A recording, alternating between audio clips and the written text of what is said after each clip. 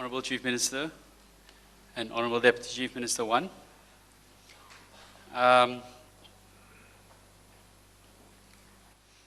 Thank you, ladies and gentlemen. Today we are here to discuss clean governance, and I think most of you here know, but for the benefit of those who don't, the Malay word for clean is bersih.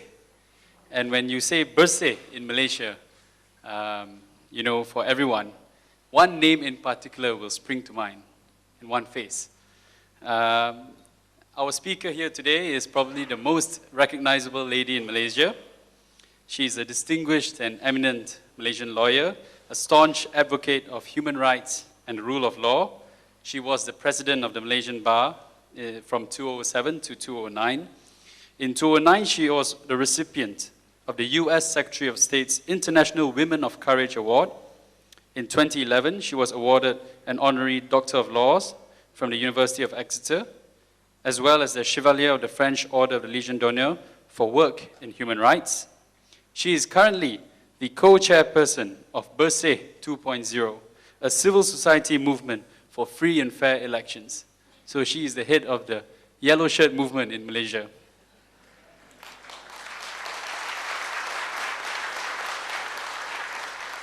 Today, Datuk Ambiga will talk to us about clean governance, and clean governance is not just about well-functioning, accountable public institutions and a public sector, the rule of law, a fair judicial system, and so on, but it is also about clean, free, and fair elections. And so, without further ado, I would like to welcome Datuk Ambiga to give us a talk. Thank you.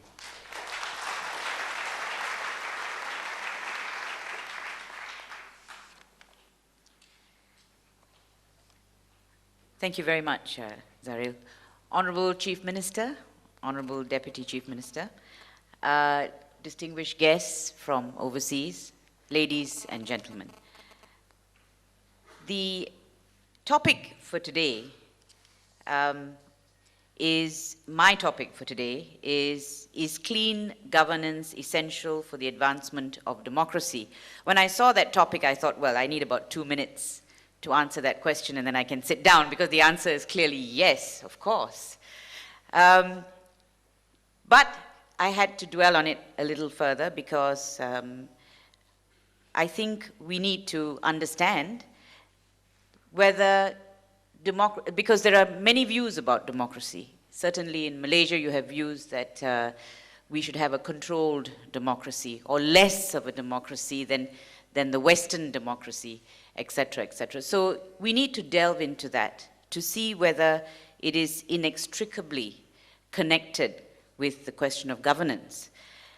Now, thank you very much, Mr. Chief Minister, for inviting me today to what I consider the ASEAN chapter of Bersih. I hope this will be a yearly I hope we will be able to meet together like this on a regular basis, because I think this is a topic that is very important. What's interesting is that the meeting is being held in precisely the right place, in my view. The Penang government has, in fact, shown the way in relation to the question of clean governance. You've heard from the Chief Minister about CAT. The results of CAT has been seen in the last few years. I remember saying when Chief Minister, you were made Chief Minister and running the state, I remember advising my friends, look, quickly go and buy property in Penang, because it's going to go up in 4 years. Well, some of my friends did. Unfortunately, I didn't. So I'm the loser for that. But anyway, moving on. If one were to study our federal constitution, and for our overseas guests, we have a written constitution, it really has all the elements that you need to run an effective democracy. Our fundamental freedoms are enshrined in the federal constitution. We have freedom of speech, freedom of association, freedom of assembly. The right to life is enshrined. The right to a free trial is enshrined. You have the doctrine of separation of powers. You have the executive, the legislature, and the judiciary, each having their own independent functions spelt out. You have the whole system of checks and balances in our Merdeka Constitution. It provides for elections and the way in which it should be administered. It provides specifically that we must have an election commission who enjoys public confidence. That's provided for in the Federal Constitution. It even has guidelines about how constituency delimitation has to take place. So really, this Merdeka Constitution was a well-crafted, well-thought-out document that should last for all time. Of course, we've had several amendments in between. I won't go into the details of that. But the basic structure for democracy was there. And we know that the Federal Constitution in this country is the supreme document. It's the supreme law. And yet, today, 54 years later, we are still grasping to find the democracy that we want. We are still struggling with fundamental freedoms, which are spelt out in the Federal Constitution, but unfortunately, which have been curtailed or limited by other legislation. We have oppressive laws. Sometimes you can even argue that we have rule by law as opposed to rule of law. Rule by law meaning that the government is not above the is above the law, sorry. The government is above the law and they dictate by legislation.